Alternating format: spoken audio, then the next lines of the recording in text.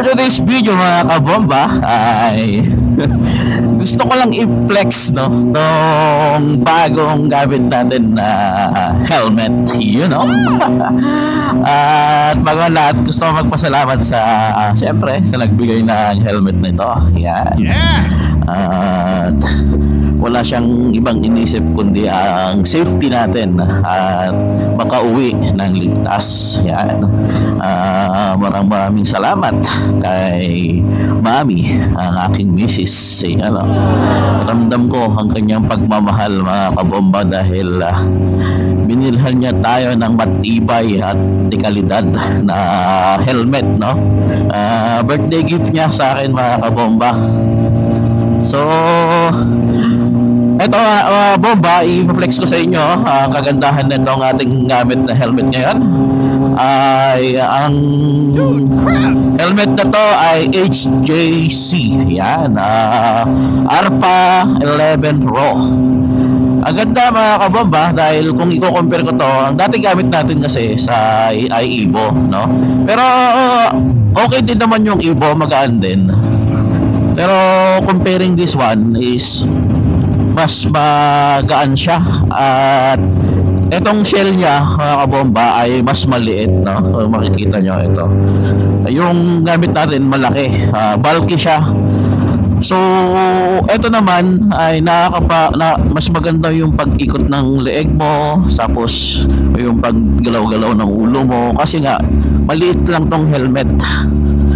Tapos mas nakakayuko ka na maigi. Yung sa Evo kasi natin medyo malaki yung shell niya, o yung case niya at hirap parang limited yung viewpoints mo pag yun. At dito naman is okay na okay sa ang gaan niya mga kabomba. 1.2 kilograms ito mga kabomba. Sa ang isa pa, kung mapapansin nyo dito sa taas niya, ito may air vent siya dito sa taas, Pag binibilisan ko, ramdam ko talaga yung pagpasok ng hangin dito sa may ulo ko, dito sa may parte ng buhok. At nakaka-press ko, kasi alam nyo naman pagka helmet, pagka mainit, nakakapawis yan na ulo, di ba? Pero dito, napipreskuhan na may ventilation yung ulo mo dito sa may taas, yung buhok mo, especially yung buhok, Tapos, ang isa pang maganda dito mga kabomba ay may siya, parang anti-fog eye. Kasi yung pag nagpo-fog or nagmo-moist dito sa may visor, kukusan nawawala. Pagka malamig kasi, kaya pag yung hininga mo, di ba, napapansin nyo yun, nagmo-moist o dito sa may niya, nagpo-fog dito sa may visor. Ito, tinry ko na wala ganda meron din siyang dalawang visor na clear at ito rin pang daytime. Yan yung visor na may yung visor lock and clear. Yan. Tapos yung lock niya, safety to kasi hindi siya basta-basta matatanggal. Sa ang HJC at yung iba rin na brand mga ganda rin. Meron siya dito for emergency purpose pag hindi natatanggal. Dito may pinipindot dito, may nihila dito kung sa matatanggal tong helmet. Pang emergency yun pagka may nangyaring birya, hindi mahirapan sila magtanggal ng helmet, yun ang gagamitin nila. Hindi ko lang alam kung pwede pang gamitin pag hinila yun. Ang alam ko hindi na yata. At para sa kaalaman ng lahat, kabomba, ang HJC ay top 4 safetyest helmet, at doon pa lang talaga naman ramdam ko ang pag-alala ng aking misis pag tayo'y nagra-ride. Sana all.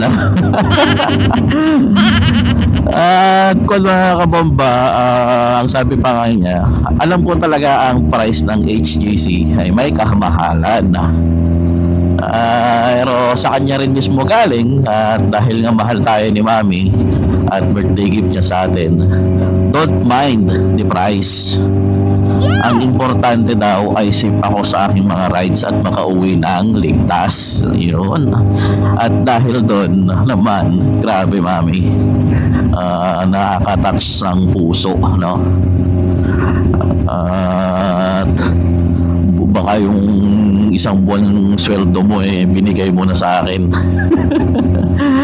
I love you so much, Mami, and thank you sa pag-alala at sa regalo mo ito. Very well appreciated. Top for safety yes daw to Sa totoo lang mga kabomba, gusto ko sanang bumili rin ng helmet. Nag-usap na kami ng kaibigan ko na si Brother Benjo. Aray sana. Sabi niya, pag bibili daw ako ng aray, bibili rin daw siya. Naghahanap-hanap na talaga ako nun na birthday gift ko sana. Buti na lang hindi tayo bumili. At kung bumili tayo, na doble sana. Diba? Noong Father's Day, nireguluhan tayo ni Mami, no? Yung microphone na grabe rin ang price. Very supportive ni Mami. Sa akin naman mga kabomba, nagra-rides lang ako kapag maluwag-luwag ang oras, no? Ngayon ay papunta tayo ng Santiago at nakamotor. Pero hindi porket nakamotor tayo ay naglalakwat lang. Hindi ganoon. May purpose pa kabomba, no? Pupunta ako ng Santiago at may lalakarin ako diyan. Diba? At least na kapag na i-relax mo yung sarili mo na mag-ride, napapagbigyan ko yung sarili ko mag-rides. At iba rin kasi yung pakiramdam pag nagra-rides ka, lalo na pag ang gamit mo ay big bike. So, di ba? Yan o.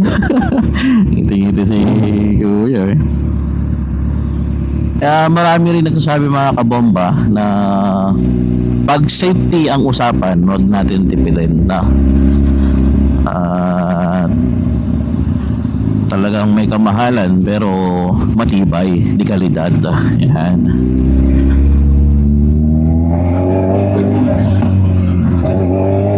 So hanggang dito na lang mga kabomba ang ating video. Maraming salamat sa patuloy na suporta kay Kabomba Bunny Flores. Bomba daw!